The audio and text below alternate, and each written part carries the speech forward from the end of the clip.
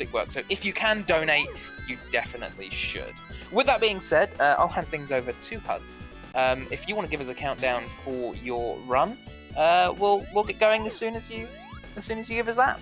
No problem at all. Thank you very much, Matt. And yeah, welcome back everyone for this final double header of the triple Sonic bill, if you like. Just to let you know, with me on commentary, I have RPG Hidden Wizard. Say hello. Hello. Hello. So yeah, let's get things going straight away. Sonic and Knuckles. Knuckles beat the game Glitchless in 3, 2, 1. Let's go. So Sonic and Knuckles, you may remember this game as being the one with the lock-on technology. The ability to lock on another game on top of it. Just get my super glide here going. Yeah, you can lock on another game on top of it, and you get to the full experience of Sonic 3 and Knuckles. We are just doing the second half here, Sonic and Knuckles alone. So we start here in Mushroom Hill, taking a specific path. And I'm not getting my glide. Let's try that again. My path switch are broken. Nope. I'm just doing... if you roll with the control lock, you're not going to be able to glide the correct direction. But that's a really, really nice backup to get around that regardless. There we go. This level's pretty notorious, to be honest, for being very difficult for a first level. There's lots of tricky path swappers, lots of very, very specific and precise platforming that needs to be done in order to get through it cleanly and safely. Yeah, so we're just taking a bit of a safer route here. We'll grab these two mushrooms up on top of the loop. Under this floor, that is allowed in Glitchless. You're not actually breaking any solidity there. Up under this one as well. That's a really nice backup that I didn't even know existed. And then down here, spin dash all the way through to the boss arena. So yeah, one of the key things with Knuckles is his different moveset. He can't jump as high as Sonic, but he does have the glide ability, which we're going to make use of throughout this. You're going to see a couple of different strats. You're going to see us doing something called super gliding, which is where we set off a glide just as we're about to hit an object, like a monitor box, and it gives us this huge amount of air time, if you like, gets us really high. The other one is fast climbing, whereby we kind of climb and then reclimb over and over again to climb up walls faster. So you'll see us do that during Mushroom Hill 2. Yeah, Knuckles' different abilities do give him quite a lot of interesting movement options that he can take in levels. Mushroom Hill 2, fortunately, is a little bit less stressful than Mushroom Hill 1. It's much more straightforward in terms of its route and the execution needed. Such as they're doing a quick climb up that wall. Instead of just holding up to climb up the wall, if you feather it with lots and lots of short little jumps, it climbs up the wall a little bit quicker than just doing a regular climb. Little swag jump there off of the spring. Over to the chicken, on for a bit, and this part of the level just kind of plays itself for kind of 15 seconds. One of the few breaks we get during this run.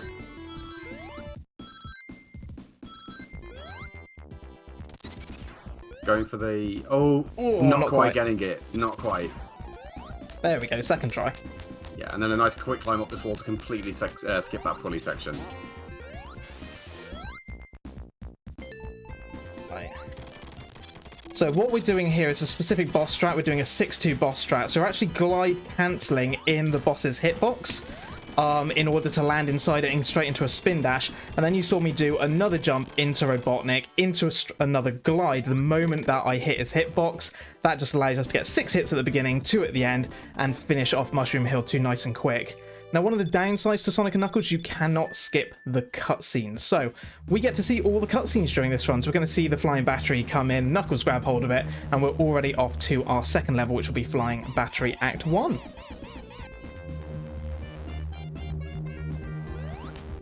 Knuckles can't jump that high in the actual game. I feel like that's worth pointing out. Flying Battery as a second zone is a fairly substantial difficulty spike over Mushroom Hill.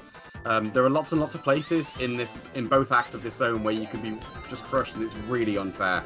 It's a significant step up difficulty-wise for casual players and in the speedrun over Mushroom Hill. Ooh, not quite making across, so we'll just play it a little bit safe there. That's fine. Play it safe there, grab the sled, up and over through the tunnels. Coming up on the Room of Doom now, as it's affectionately known. Yep, so the Room of Doom can be pretty tricky to navigate, especially for Knuckles, or just making that cycle. And then falling straight off. So this is one of the problems with Knuckles' jump height. It's barely enough to make some of these jumps that for Sonic are an absolute piece of cake to do. What really sort of compounds the difficulty in this room as well is the fan platforms are on a global cycle inside the level, and the orange sort of court platforms are camera cycled. So if you enter that room at a bad time, they can be completely misaligned with each other and make it really difficult to even get through the room. So we're going to be really careful here. These crushers, if you like, are notorious in this game for just causing really random deaths. Taking the mid path, using Knuckles' flying ability just to skip a little section there and come down onto the mid path. Intentional damage boost here, so we can just skip all this section. There are a couple of other really mean crusher sections coming up in Act 2, but fortunately the devs put checkpoints right in front of them. Yeah. It's almost like they knew they caused problems. But yeah, those crushers, you can literally just run into them and they will just instantly kill you for no reason. Yeah. Sometimes they're up and you die, sometimes they're down and you die. There's just nothing you can do about it. So we're here at Mr. Tickles, as he's now affectionately been called after our Sonic & Knuckles tournament. So this is Stop Hitting Yourself, the boss. You may have seen this earlier in Argic's run of Sonic Mania. This is the original incarnation of him. 6 hits on the top, on his noggin. There's hit number 4. And we just make sure that we get Knuckles out of the way before the hit. This last one, I'm going to intentionally take damage. Now, the reason for this is how the game is timed. It's timed with something known as RTA minus TB. That's real-time attack, so real-time, minus the time bonus time. And if we kept hold of the rings, the ring bonus would have been more than the time bonus here. The clock is held, at least on my splits, while that time bonus is taken down, but not the ring bonus. So we always want to make sure the ring bonus is lower than the time bonus, so we're not losing any time just for the score ticking down. Into Flying Battery Act 2. Lovely little level this to run. Another really, really technical stage. That was a very clean hop under that little platform there. Yeah, just made it through. This level, again, is deceptively quite difficult.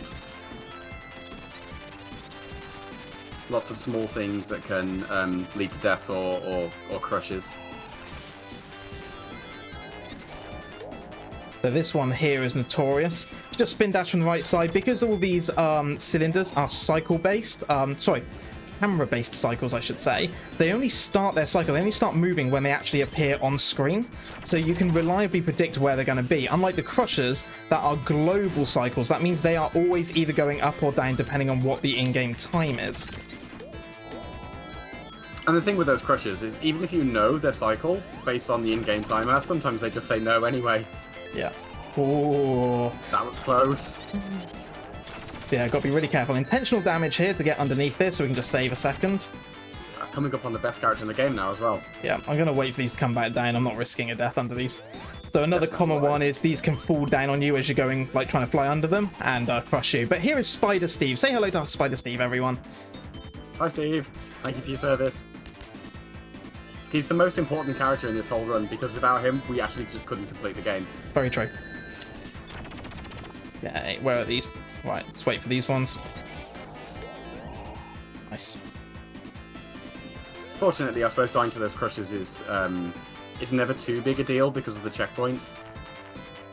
So, because I've got no rings, normally I'd make this flight across, but because I've got no rings, I'm just going to play this safe again. No point risking it. There we go, and into the boss area. So here's the laser boss. So Matt, if there's any donations or if there's anything you'd like to read out, now's a great time. We've got about 30 seconds here.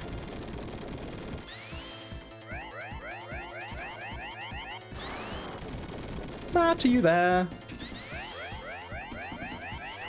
Look, just enjoy the laser bosses. Well, this is kind of the first auto-scroller just enjoy boss the laser bosses. This is kind of the first auto-scroller boss that we've got in the Sonic and Knuckles. auto-scrollers. Unfortunately, it seems like the devs may have run out of ideas as they started developing the second half of this game. So we've got an auto-scroller here in Flying Battery. We have another one in Sandopolis. For Sonic, at least, there is one in Reef Act 2 as well. But all we have to do is just wait, stay out of his way, and he kind of kills himself. And now we can make our way up the battery to the actual real boss, let's say. And if we... Oh, go on. Sorry, no, go ahead. I was just going to say, if we're quick enough, we're going to climb up here. If I've been quick enough this, we should see... Oh, no, I fell behind! No! Oh, no space! Oh, no space! Oh, I hyped it too much, that's the problem. if you're Yeah, quick very enough much. up there, you can beat the sky up to the top and you get to see space. And it's a fairly common thing when you get that for everyone just shout out space. But yeah, Knuckles let me down on that very last grab. What a shame. I'm blaming Knuckles for it, not me. Yeah, definitely. This boss in particular is really, really difficult for Knuckles. Not only does he move very quickly, he throws the fire out while he's doing it, and he also rotates around only 2 times. So you need to damage boost get in a very specific position between the spike balls on the side and the flamethrower coming out of Robotnik to be able to just safely finish him off. It's a really, really hard boss strat.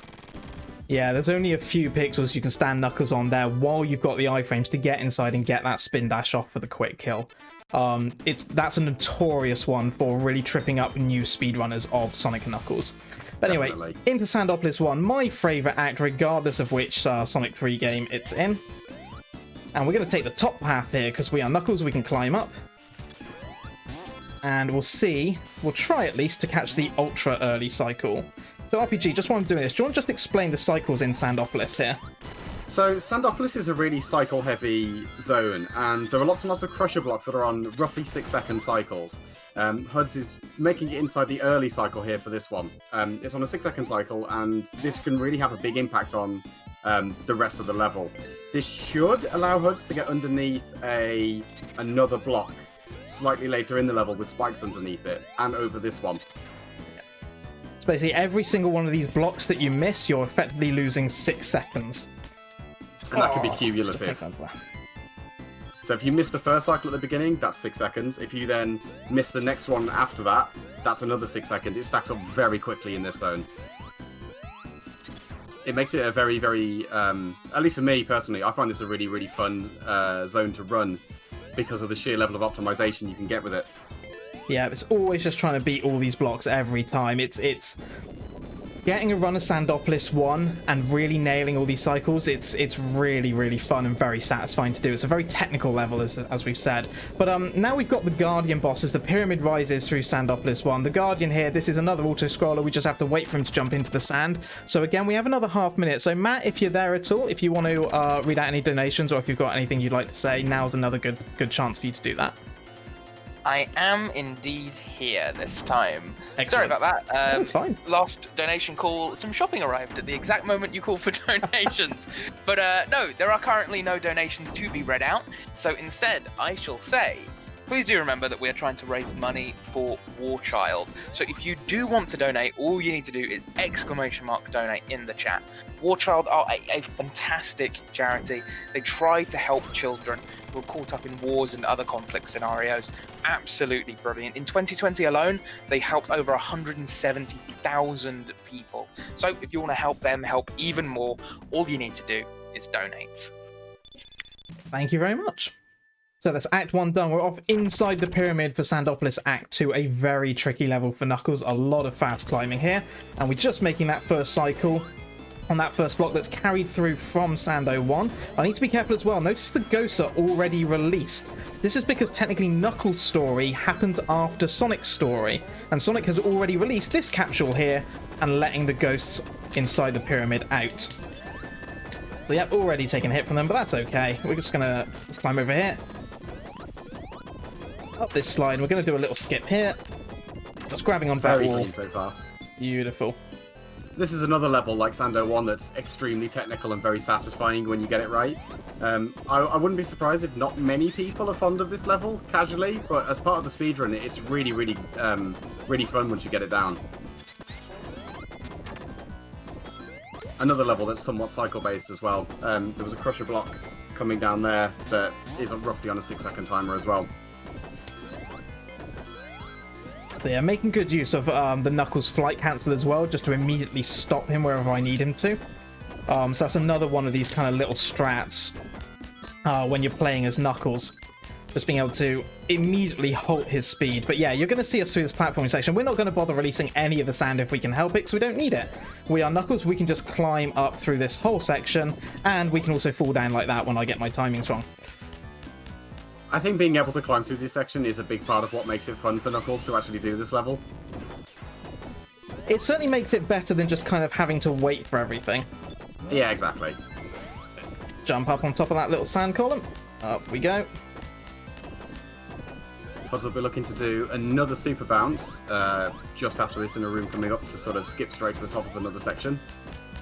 Yeah, so we're going to take a slightly different route to normal ever so shortly. Oh. There you go, a little super glide off monitor just to get up the top. So we're going to drop down here, don't get crushed by that. And here, we're going to take a slightly different route to normal. We're going to go left here. Oops. Down the bottom, up here, and then we're going to use this bubble shield, bounce over the spikes, and head to the bottom. Very clean. That's known as the bubble route. It saves around about 5 or 6 seconds doing that route. But it does look cool. It does look I think that counts for a lot more. I actually prefer that route now than taking the traditional Knuckles route. Now this one's a tricky one. First try, nice. This one's a tricky one, he says, nailing it first try. So yeah, with that, Knuckles actually can't make that jump up to the top, and can't normally make the sorry, speedrunner noises. Can't normally make the spin dash up either, but you can land him on the slope, and if you get a near perfect spin dash, you can actually make it up to the top just. Part of what makes that possible is whenever Knuckles lands from a glide, he instantly stops completely stationary. So if you time that just right, even if you're on a slope or a situation where normally you'd automatically roll or start moving downwards, you can just about start revving a spin dash. So a 312 for Sando 2, it's not bad. Not bad at all. That boss at the end as well, again, you would have seen a particular strat. I'm trying to glide inside to get Knuckles to land inside the hitbox and go straight into a spin dash to get the extra hits off. Right, Lava Reef Act 1. Again, a slightly different layout here for Knuckles. He has his own path as he does through many of these levels in Sonic 3 and Knuckles, or in this case just the Sonic and Knuckles half. This one in particular is full of obstacles. I wouldn't say this one is completely unfair, as opposed to maybe Flying Battery, but it is very challenging. There are a lot of obstacles and it's very easy to die and game over here. Yeah, I think this was one of the hardest ones for me to initially pick up and learn. Just because, as you say, there's so many things that can catch you out. This crusher especially. And it being so late in the run as well, if you made any mistakes earlier on and lost lives, you're likely to be really pushing it by the time you get here.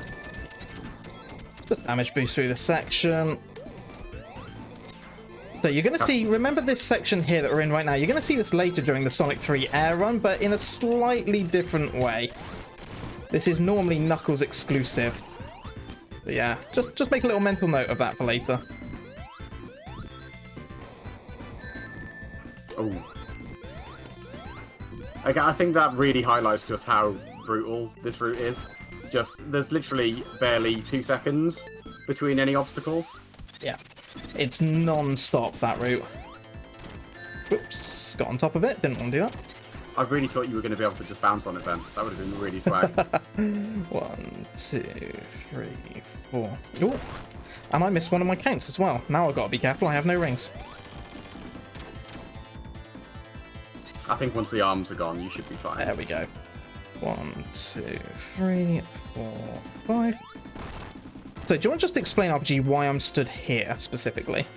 Yeah, so at the end of, although we haven't really seen any use out of this yet, when the signposts fall at the end of acts, they fall roughly where the boss is killed, or in the case of Dwayne The Rock Johnson in Sando 1, where you were stood when you got the final hit. When the signpost falls down, if there are items buried in the ground, it will pop them back up. HUD has brought the signpost down in that exact location because the fire shield is really, really helpful for Lava Reef 2. The early sections of Lava Reef 2 are not fun at all without a fire shield. Not fun at all. So immediately deviating from the standard Sonic route into Knuckles' own route, and yeah, you're going to see here that this route is treacherous for Knuckles. There are these like flame shooters everywhere on this route, and if you don't have a fire shield, it can be a nightmare to try and traverse this. Yeah, it's really difficult these first 50 seconds or so, and then after that it becomes it's not quite as vital that you still got a flame shield. But this section in particular is horrendous without a fire shield. Just gonna wait for this to move. Interesting that I believe that box that's going left and right there, if it pushes you into the wall on the left, you don't die. Correct, yes. The left wall won't kill you, the right one will. Alright. So you can see just how many of these flame shooters there are in this level. It's pretty extreme. Yeah, extreme is one word for it, yeah. It's the calm before the storm as we come up to the best level in the game after this one.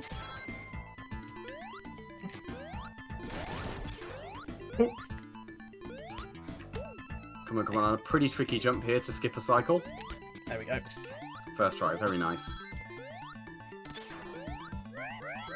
But yeah, this It's one impressive. This level is a very heavy platforming level. Lots of little movements, a lot of little kind of optimizations. Yep. But here we go. Best level in the game.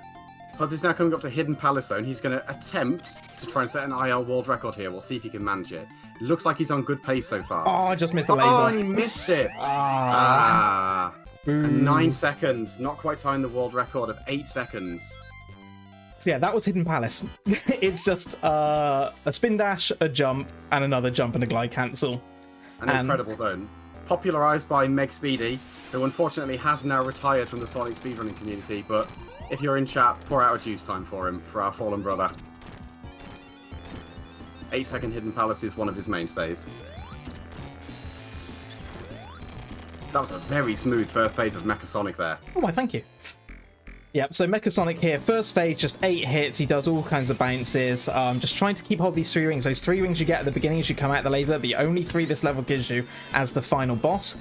Now, we're trying to avoid any swoops, so we don't want any swoops. Good start here. We get the orbs come out, we're going to stand here, first jump, second hit through the spin dash, third, fourth, fifth hit. 3 hits to go. Perfect phase 1 of Super Mecha.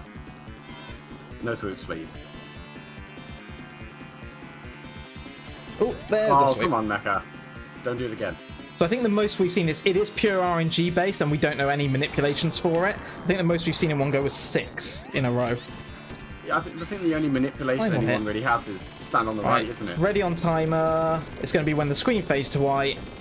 And time. GG. Thank you. So interesting little fact from that run. That Lava Reef 2 is the best I've ever done. That was a gold split for me. That was very smooth. I actually can't see what your time was, but it looked like a very respectable run from my perspective. Would you like to know the time? I would love to know the RTA time, yes. We've got 21:34. Brilliant. So to show you the difference it makes, my timer here does it minus a time bonus, and I got 21:27. So it's 7 whole seconds saved by not including the time bonus that you have no control over. Obviously, we don't want to incentivize runners to go slower in order for the RTA time to be faster. But yeah, I'm really happy with that. That's a really solid run of Sonic and Knuckles Glitchless. So I hope you enjoyed it. Coming up next, I'm going to be here still, and we're going to be running Sonic 3 Air instead, and we're going to be just doing Sonic and Tails Glitched. But before then, thank you very much to RPG for commentating for this one. Any final words from you at all, RPG? Oh no, it was my pleasure. That was a great run to watch. Thank you for having me here. Thank you. So, Matt, I'll hand it back to you for now. Brilliant. Well, before we go back over to the intermission screen for a 10-minute intermission, I do want to say in the last 10 minutes of that run, you did get a donation from Tej. Hey! It was £5, and they said, "Smash it, dude. Always cool to see you do these marathons. Here's a £5 in hopes of juice time." I'm sorry I let you down on the juice time, Tej, but, you know, we'll try again next time. But thank you for the donation. Really appreciate it. Well, with that said, we will head over into our intermission, set up for Sonic 3 Angel Island Revisited, and we'll be back with you soon.